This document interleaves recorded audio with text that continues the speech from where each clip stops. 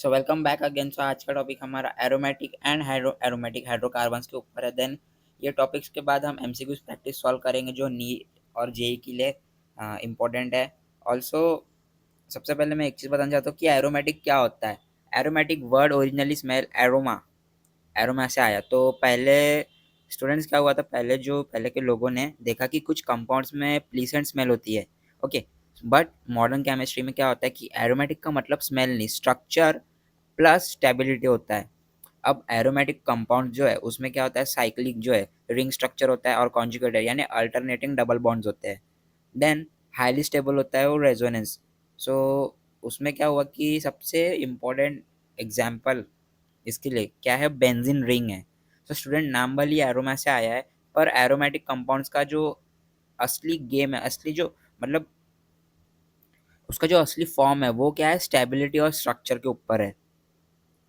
So let's start with the first topic, hydrocarbons. Aromatic hydrocarbons. Okay, so aromatic hydrocarbon सबसे पहले देखेंगे क्या होता है करके। So aromatic hydrocarbons are also called arenes. So aromatic hydrocarbons को अरीन्स भी कहते हैं। और उसके बाद इनका जो नाम है एरोमेटिक, सो एरोमेटिक इसलिए पड़ा क्योंकि कुछ कंपाउंड्स में प्लीसेंट स्मेल होती है। कैसी प्लीसेंट स्मेल होती है, अ, इसलिए इसका नाम क्या हुआ, एरोमेटिक। ओके, उसके बाद स्ट्रक्चर समझो कि क्या इसमें स्ट्रक्चर का ये है, मतलब है कि मोस्ट एरोमेटिक जो है वो ज़्यादातर एरोमेटिक कंपाउंड्स में बेंजीन रिंग बनाते हैं। ओके, यानी बेंजीन रिंग होती है ज़्यादातर वो कंपाउंड्स में, एरोमेटिक कंपाउंड्स में। उसके बाद इसमें स्पेशल फीचर्स क्या होते हैं कि ये अनसैचुरेटेड होते हैं। कैसे, हाईली अनसैचुरेटेड होते हैं। और अल्केन्स एंड अल्काइंस में क्या होता है, जैसे बिहेव नहीं करते, तो इंस्टेंट ये क्या होता है, स्टेबल होता है बहुत ज़्यादा। सो स्टूडेंट्स अनसैचुरेटेड होने के बाद भी रिएक्ट नहीं करते इजीली, क्योंकि ये ज़्यादातर क्या होता है, हाईली स्टेबल होता है। Now types of aromatic compounds. So सबसे पहले देखना बेंजीनॉइड कंपाउंड्स, जिसमें बेंजीन रिंग प्रेजेंट होता है। फॉर एग्जांपल जैसे बेंजीन और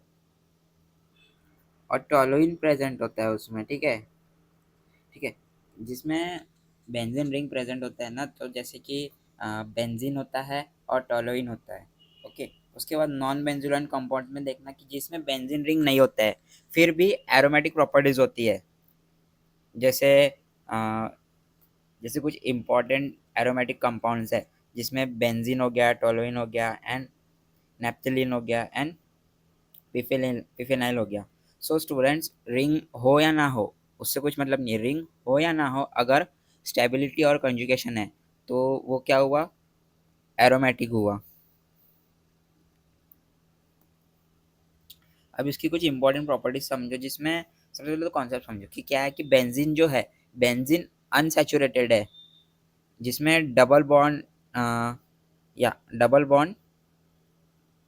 बॉन्ड प्रेजेंट्स होते हैं उसमें। ओके, देन जैसे एक्सपेक्टेड क्या था इसमें कि एडिशन रिएक्शन करना चाहिए था लाइक अल्केन्स। ठीक है, और ना स्टूडेंट बेंजीन जो है, बेंजीन सब्स्टिट्यूशन रिएक्शन करता है, जैसे एडिशन नहीं करता वो। एडिशन, इंस्टेड ऑफ एडिशन वो सब्स्टिट्यूशन रिएक्शंस करता है। और क्यों करता है, क्योंकि उसमें ना रेजोनेंस स्टेबिलिटी जो है उसकी, वो इलेक्ट्रॉन्स डीलोकलाइज्ड करता है।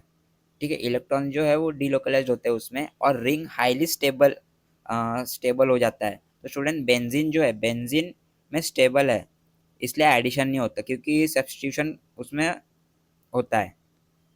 अब इसका नोमेनक्लेचर एंड आइसोमेरिज्म देखते हैं कि सबसे पहले जो मोनो है, मोनो सब्स्टिट्यूशन, जिसमें बेंजीन में ना 6 हाइड्रोजन एटम्स इक्विवेलेंट होते हैं, इसलिए क्या होता है उसमें सिर्फ वन प्रोडक्ट वन प्रोडक्ट जो है वो फॉर्म होता है।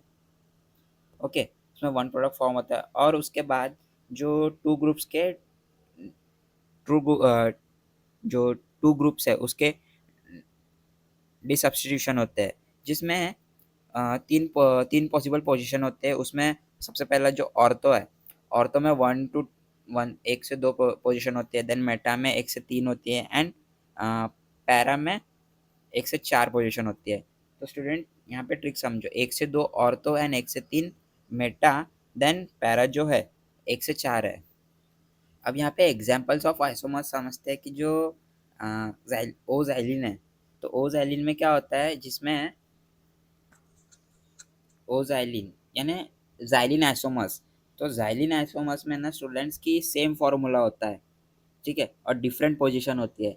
तो सबसे पहला जो है ओज़ाइलिन, ओज़ाइलिन में 1 से 2 डी मिथाइल बेंजीन होता है, एंड एम ज़ाइलिन में 1 से 3 डी मिथाइल बेंजीन होता है। उसके बाद पी ज़ाइलिन में क्या होता है, 1 से 4 मिथाइल बेंजीन होता है।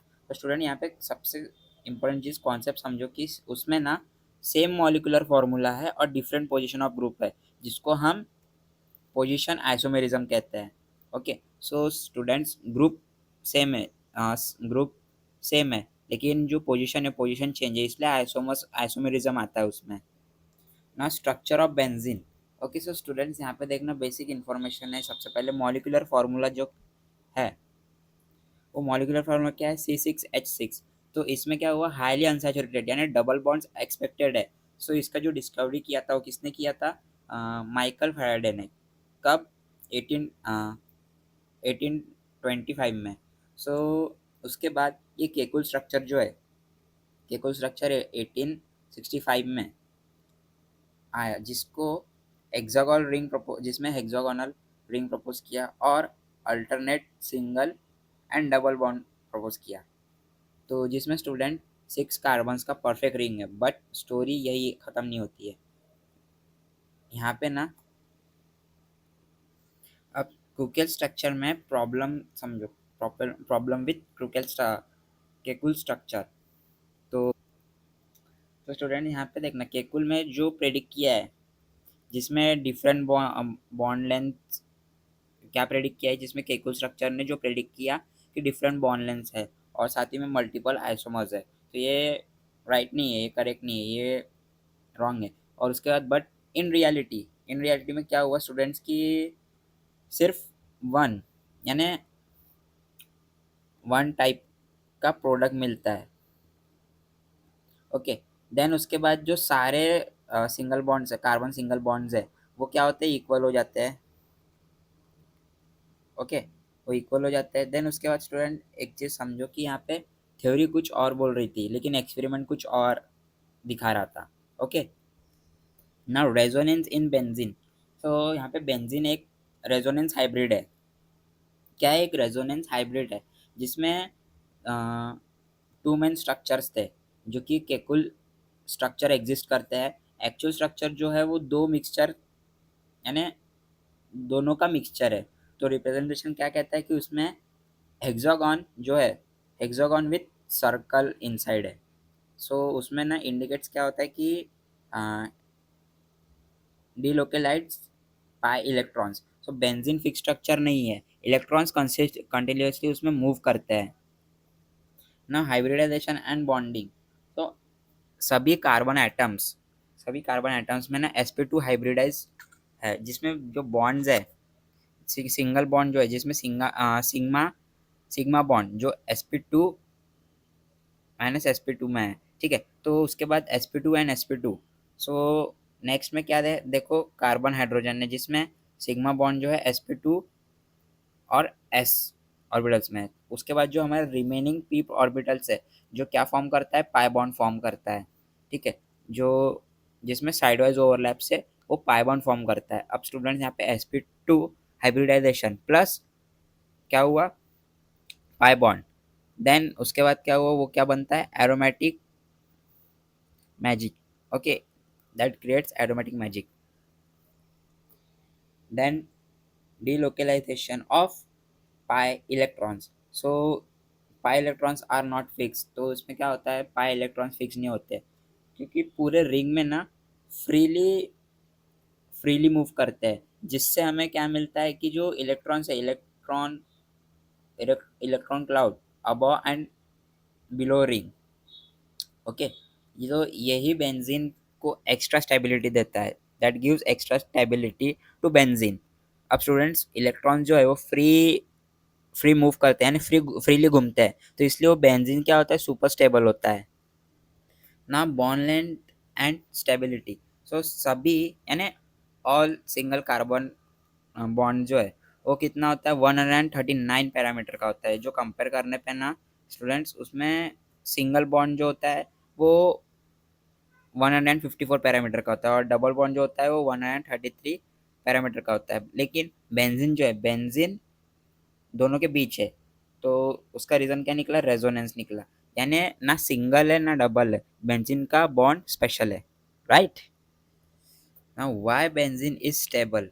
सो बेंजीन स्टेबल क्यों है, उसका रीज़न ये है कि वो डीलोकेलाइज पाई इलेक्ट्रॉन्स है, जिसका हमें आखिर में रिजल्ट क्या मिलता है कि वो एनर्जी जो है, एनर्जी डिक्रीज नहीं होती है, एनर्जी डिक्रीज होती है, और जो स्ट्रक्चर है वो स्ट्रक्चर स्टेबल होता है। ओके, स्ट्रक्चर जो होता है वो स्टेबल होता है, जिसके कारण हम उसे रेजोनेंट स्टेबलाइजेशन एनर्जी कहते हैं। तो स्टूडेंट्स, एनर्जी कम है तो स्टेबिलिटी ज़्यादा है, तो यही बेंजीन का एक सीक्रेट है। अब एरोमेटिसिटी, जो एरोमेटिसिटी में क्या होता है कि कोई कंपाउंड्स एरोमेटिक तब होंगे जब उसमें planar structure and delocalised pi electrons, और वो रूल फॉलो करे, कौन सा, Huckel rule. Okay, so students, इसमें क्या होता है कि तीन कंडीशंस याद रखना, जो कि तीन कंडीशंस याद रखो जो कि एरोमेटिक पक्का कर देंगे। प्लानर स्ट्रक्चर, डिकोलाइज्ड इलेक्ट्रॉन्स, एंड जो रूल फॉलो करना होता है वो होता है हकल रूल। ओके, अब जो हकल रूल है, तो उसमें क्या होता है कि फॉर्मूला देखो यहाँ पे, उसमें फॉर्मूला क्या है, 4n+2 pi electrons, so where that n equals to 0, 1, 2। Okay, so यहाँ पे एग्जांपल देखना कि बेंजीन जो है, बेंजीन में कि बेंजीन के पास क्या है, 6 पाई इलेक्ट्रॉन्स है, और नेप्थलीन के पास कितना है, 10 पाई इलेक्ट्रॉन्स है। तो स्टूडेंट्स, 4n+2 याद रखो, जिसको एरोमेटिसिटी का शॉर्टकट मिल गया है। तो बेंजीन का स्ट्रक्चर और स्टेबिलिटी क्लियर हो गया। अब एरोमेटिक चैप्टर का टफेस्ट पार्ट कंप्लीट हो गया है। ओके, अब उसके ऊपर हम एमसीक्यूज देखेंगे आगे। So student, MCQs practice start करते हैं। Which of the following compound is aromatic. So सबसे पहले आप क्वेश्चन समझो कि कौन से कंपाउंड एरोमेटिक कंडीशन सेटिस्फाई करता है। ओके, सो सबसे पहले स्टेप क्या है कि रूल याद रखो, प्लानर कॉन्जुगेटेड, देन जो फॉर्मूला है 4n+2 पाई इलेक्ट्रॉन्स, जो मैंने अभी बताया था। तो इसमें क्या होता है, सबसे पहले इसमें चेक करना पड़ेगा आपको, ठीक है। सबसे पहले देखना है यहाँ पे फर्स्ट ऑप्शन जो है, फर्स्ट ऑप्शन में कितने हैं, cyclo butane and cyclo butane nine, जो 4 पाई इलेक्ट्रॉन्स कंटेन कर रहा है। तो ये क्या हुआ, फर्स्ट ऑप्शन का जो निकलेगा वो क्या, 4n इलेक्ट्रॉन्स, ये क्या है, एंटी एरोमेटिक है। देन सेकंड ऑप्शन में देखेंगे, सेकंड ऑप्शन में क्या होता है कि ये 8 पाई इलेक्ट्रॉन्स कंटेन कर रहा है, ठीक है, जो 4n है प्लस नॉन प्लानर है। उसके बाद थर्ड में देखना कि थर्ड में 6 पाई इलेक्ट्रॉन्स कंटेन कर रहा है, जिसका 4n+2 दैट इज n=1 है। ओके, देन उसके बाद ऑप्शन डी में देखो कि इसमें ना 2 पाई इलेक्ट्रॉन्स कंटेन कर रहा है, बट ये क्या है, नॉन प्लानर है, राइट। 2 पाई इलेक्ट्रॉन कंटेन तो कर रहा है बट ये नॉन प्लानर है, तो हमारा राइट ऑप्शन क्या आया, ऑप्शन सी, बेंजीन, जिसमें 6 पाई इलेक्ट्रॉन्स है। अब वो ट्रिक याद रखो कि जिसमें 4n+2 प्लस वो क्या होना चाहिए, प्लानर होना चाहिए, जो कि हम उसको एरोमेटिक कहेंगे। ओके, इसलिए हमारा ऑप्शन सी आया, जो कि बेंजीन 6 पाई इलेक्ट्रॉन्स है ना। ऑप्शन टू में देखना है किसके बारे में, बॉन्ड लेंथ इन बेंजीन के बारे में, जिसमें है कि बॉन्ड, इसका क्वेश्चन समझो कि बॉन्ड लेंथ कैसे होता है। ओके, बॉन्ड लेंथ कैसे होता है, तो सबसे पहले कॉन्सेप्ट जो था मैंने बताया था, कॉन्सेप्ट याद रखो कि बेंजीन में ना रेजोनेंस होता है, और वो बॉन्ड्स को, उसमें ना बॉन्ड्स फिक्स नहीं होती है। ओके, देन उसके बाद ऑप्शंस एनालाइज करो, ठीक है। सबसे पहला ऑप्शन देखना कि ये क्या है, इक्वल टू सिंगल बॉन्ड होता है, तो ये ऑप्शन रॉन्ग है। Then equal to double bond होता है, ये भी ऑप्शन रॉन्ग है। अब ऑप्शन डी की तरफ देखना सीधा कि इसमें ना alternating between single and double, तो ये भी रॉन्ग है। तो राइट आंसर क्या आया हमारा, intermediate between single and double bond. अब क्यों आया, क्योंकि सब बॉन्ड्स इक्वल है और बीच का वैल्यू भी है, तो इसलिए हमारा राइट आंसर क्या है, intermediate between single and double bond. Now third MCQ, the unusual stability of benzene is due to what? So stability का रीज़न क्या है? स्टेबिलिटी का रीज़न सबसे पहले ऑप्शन चेक करो कि इसमें जो चार ऑप्शंस है, चार ऑप्शंस चेक करो कि सबसे पहले प्रेजेंस ऑफ डबल बॉन्ड के कारण नहीं, ओनली सिग्मा के कारण ये भी नहीं है, ऑप्शन बी भी गया, और डिलोकलाइजेशन के कारण, हाँ डिलोकलाइजेशन के कारण, और उसके बाद ऑप्शन डी भी चेक करो कि ट्रिपल बॉन्ड है, तो ट्रिपल बॉन्ड के कारण नहीं, तो हमारा राइट ऑप्शन क्या है, ऑप्शन सी आया, डिलोकलाइजेशन के कारण है, डिलोकलाइजेशन ऑफ पाई इलेक्ट्रॉन्स के कारण स्टेबिलिटी का रीज़न है। Now how many di isomers are possible in benzene? So students यहाँ पे देखना कि टू सब्स्टिट्यूएंट कितने आइसोमर्स है, तो पोजीशन याद रखो, जो सबसे पहले ऑर्थो है, ऑर्थो में 1 and 2 पे पोजीशन है, एंड मेटा में 1 से 3 तक के, एंड पैरा में 1 से 4 तक के, तो टोटल हमें कितने चाहिए थे, ठीक है, टोटल काउंट करो कितने हैं, 3। ओके, तो हमारा यहाँ पे देखो OMP, ठीक है, तो 3 पक्का हुआ अभी, तो हमारे पास डाई सब्स्टिट्यूएंट आइसोमर्स कितने हैं, 3 है, तो हमारा राइट ऑप्शन बी आया, जिसमें 3 आइसोमर्स है। ओके, ना fifth question is each carbon atom in benzene. So carbon का हाइब्रिडाइजेशन क्या है? सो इसमें देखो कि बॉन्डिंग काउंट करते हैं सबसे पहले तो अपन, जिसमें 3 सिग्मा बॉन्ड्स जो है, बॉन्ड्स पर क्या है, कार्बन है, 3 सिग्मा बॉन्ड्स पर कार्बन है। ओके, जिसमें रूल अप्लाई करना पड़ता है, सबसे पहले 3 सिग्मा, दैट इज sp2। अब यहाँ पे ट्रिक समझो, जो 3 सिग्मा है वो क्या है, sp2 है, जिसमें 1p ऑर्बिटल्स,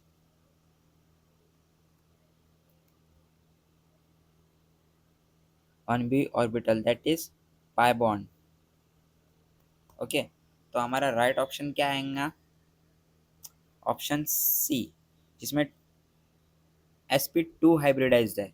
ओके, तो each carbon atom in benzene is sp2 hybridised, that is 3 sigma. Okay, जिसमें 1p ऑर्बिटल्स है जो कि पाई बॉन्ड में है। ओके, जो पाई बॉन्ड है, यानी यहाँ पे क्या हुआ, हर कार्बन बेंजीन में 3 सिग्मा बॉन्ड्स बनाते हैं। ओके, जो 2C+1 कार्बन हाइड्रोजन है, ठीक है। तो स्टूडेंट्स यहाँ पे देखना कि रूल देखो, सबसे पहले 3 सिग्मा बॉन्ड जिसमें sp2 हाइब्रिडाइजेशन होता है, तो रिमेनिंग 1p ऑर्बिटल होता है जो कि पाई बॉन्ड बनाता है। Now thank you everyone, and please like share and subscribe to my channel, और ऐसे एमसीक्यू सॉल्व करते रहेंगे आगे भी, और आप भी प्रैक्टिस करो घर पे एमसीक्यूज़ की, जो जो मैं टॉपिक पढ़ा रहा हूँ उसको रिवाइज करो और उसी के ऊपर एमसीक्यू सॉल्व करते जाओ। So thank you everyone, we will see you in the next lecture.